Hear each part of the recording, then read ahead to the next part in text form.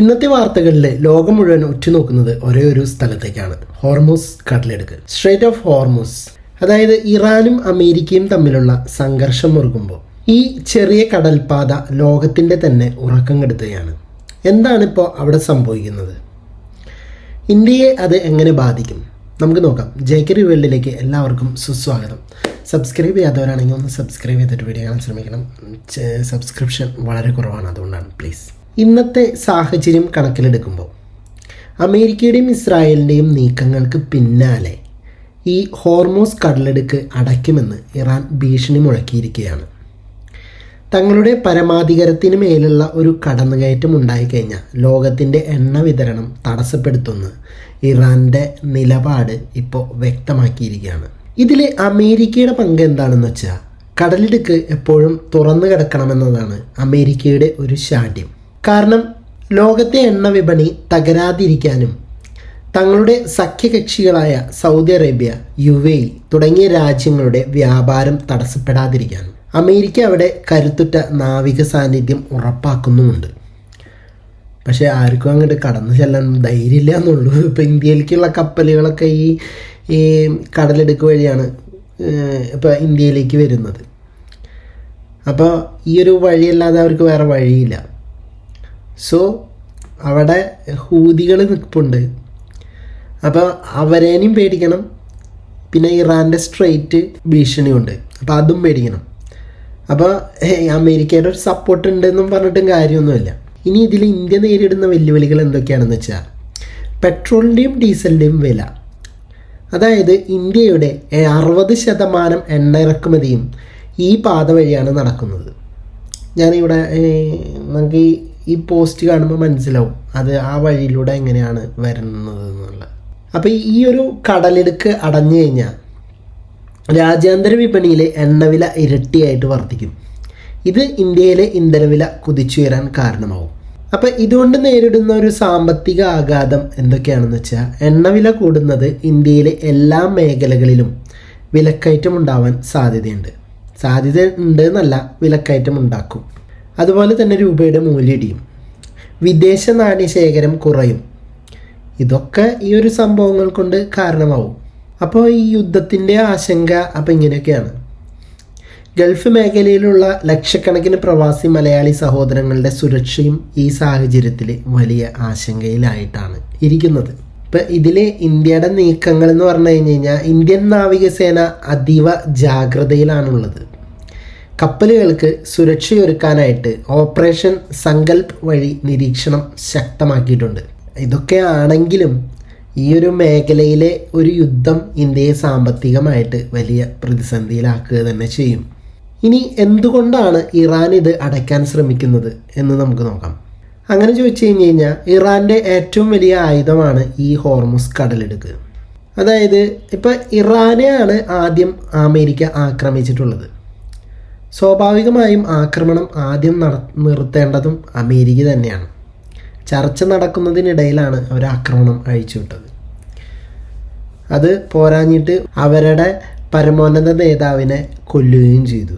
ഇപ്പം നമ്മുടെ നാട്ടിൽ നമ്മുടെ PM-നെ കൊന്ന് കഴിഞ്ഞ് കഴിഞ്ഞാൽ നമ്മളെ എങ്ങനെയാണ് മറ്റേ സിനിമയിൽ പറയണ പോലെ വിശാലഹൃദനായ ആശാൻ ക്ഷമിച്ചിരിക്കുന്നു എന്ന് പറയാൻ പറ്റുമോ?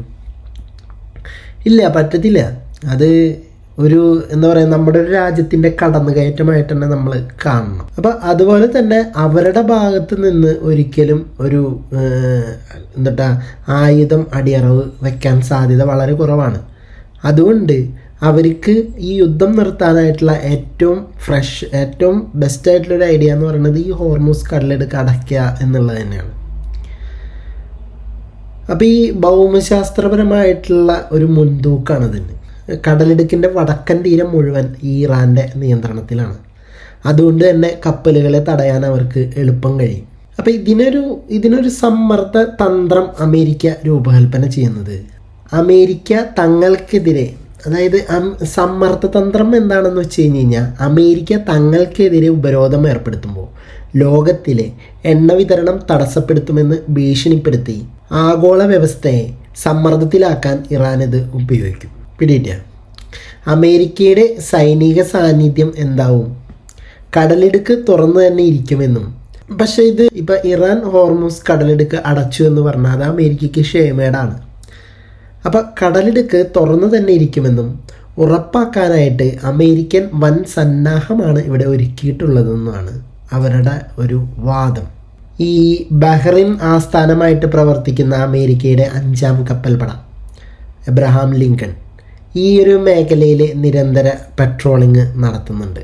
ഇനി സഖ്യകക്ഷികളാവാൻ വരുന്നതെന്ന് പറഞ്ഞു കഴിഞ്ഞാൽ ബ്രിട്ടൻ, ഫ്രാൻസ് തുടങ്ങിയ രാജ്യങ്ങളുടെ നാവികസേനകളും അമേരിക്കയോടൊപ്പം ചേർന്നിട്ട് കപ്പലുകൾക്ക് സംരക്ഷണം നൽകുന്നുണ്ട്. ഇപ്പോൾ ബ്രിട്ടൻ ഇതിൽ നിന്നും പിന്മാറിയെന്നാണ് പുതിയ റിപ്പോർട്ടുകൾ സൂചിപ്പിക്കുന്നത്. അതായത് ബ്രിട്ടൻ പറയണ ഈ തീക്കളിക്ക് ഞാനില്ല എന്നാണ്. ഇപ്പോൾ ഒരു ദിവസം കൊണ്ടും 2 ദിവസം കൊണ്ടും തീരുന്ന ഒരു യുദ്ധമല്ല, യുദ്ധം നീണ്ടു പോവുകയാണ്. അപ്പോൾ ഈ ഒരു തീക്കളിക്ക് ഞാനില്ല എന്നാണ് ബ്രിട്ടൻ പറഞ്ഞതായിട്ടുള്ളതാണ് പുതിയ റിപ്പോർട്ടുകൾ പുറത്തോട്ട് വരുന്നത്. അപ്പോൾ ഈ മേഖലയിലെ സംഘർഷം കാരണം ഇന്ത്യൻ കപ്പലുകൾക്ക് നേരെ ആക്രമണം ഉണ്ടാകാതിരിക്കാൻ ഇന്ത്യൻ നാവികസേന നടത്തുന്ന സുരക്ഷാ ദൗത്യമാണ് ഇന്ത്യയുടെ ഓപ്പറേഷൻ സങ്കല്പ് എന്ന് പറഞ്ഞ പുതിയൊരു ഓപ്പറേഷൻ. അതിൻ്റെ ഭാഗം എന്ന് പറഞ്ഞാൽ യുദ്ധക്കപ്പലുകൾ, എണ്ണക്കപ്പലുകൾക്ക് അകമ്പടി സേവിക്കുക, അതുപോലെ വ്യോമസേനയുടെ സഹായത്തോടെ നിരീക്ഷണം ശക്തമാക്കുക, അങ്ങനെയുള്ള കുഴപ്പങ്ങളാണ്. ഇനി നമുക്ക് ഈ കടലിടുക്ക് അടഞ്ഞാലുള്ള പ്രത്യാഘാതങ്ങൾ എന്തൊക്കെയാണെന്ന് വെച്ച് കഴിഞ്ഞാൽ, എണ്ണവില ബാരലിന് $150 നിന്ന് $200 വരെ ഉയരും. അപ്പോൾ ഇന്ത്യയിലെ പെട്രോൾ വില ലിറ്ററിന് 150 മുകളിൽ പോകാൻ സാധ്യതയുണ്ട്. പിന്നെ ഭക്ഷ്യവില എന്ന് പറയുമ്പോൾ ഗതാഗത ചിലവ് കൂടുന്നതിനായിട്ട്, അതായത് ഇപ്പോൾ വരുന്ന ഗതാഗത ചിലവ് കൂടും. ഇപ്പോൾ കുറച്ച് വഴി വരുന്ന സാധനങ്ങൾക്ക് കുറേ വഴി അകലെന്ന് കൊണ്ടുവരുമ്പോൾ അതിന് പൈസ കയറാൻ സാധ്യതയുണ്ട്. അപ്പോൾ നിത്യോപയോഗ സാധനങ്ങൾക്ക് വരെ വില കൂടും. അപ്പോൾ ഈ പെട്രോളിന് വില കൂടുമ്പോൾ സ്വാഭാവികമായിട്ടും വണ്ടിക്കൂലി കൂട്ടും. അപ്പോൾ ഈ ആഗോള ഓഹരി വിപണികളിൽ വന്നിടി ഉണ്ടാക്കും.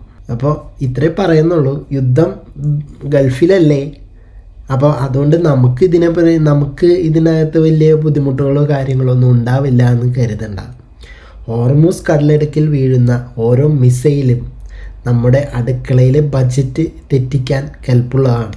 ഒരു സാധാരണക്കാരൻ്റെ കുടുംബ ബഡ്ജറ്റ് എന്ന് പറഞ്ഞു കഴിഞ്ഞാൽ ഇത്ര രൂപ എന്നുള്ള ഒരു അടിസ്ഥാനപരമായിട്ടുള്ള ഒരു രൂപയും വെച്ചിട്ടാണ് അവർ മാസം തോറും മുന്നോട്ട് പോകുന്നത്. അപ്പോൾ അത് പൊട്ടും, ആ ഒരു ബഡ്ജറ്റ് പൊട്ടിപ്പോവാൻ സാധ്യതയുണ്ട്. അപ്പോൾ ഇതൊരു സമാധാനം എന്ന് പറയുന്ന ഒരു സംഭവം കേവലം ഒരു ആഗ്രഹം മാത്രമല്ല, ഇന്ത്യയെ പോലൊരു രാജ്യത്തിൻ്റെ നിലനിൽപ്പിന് ഇത് അനിവാര്യവുമാണ്. അപ്പോൾ ഇതിൽ നിങ്ങളുടെ അഭിപ്രായങ്ങൾ എന്താണെങ്കിലും താഴെ കമൻറ്റ് ബോക്സിൽ രേഖപ്പെടുത്തുക. പോയി വരാം അടുത്തൊരു വീഡിയോയുമായിട്ട്.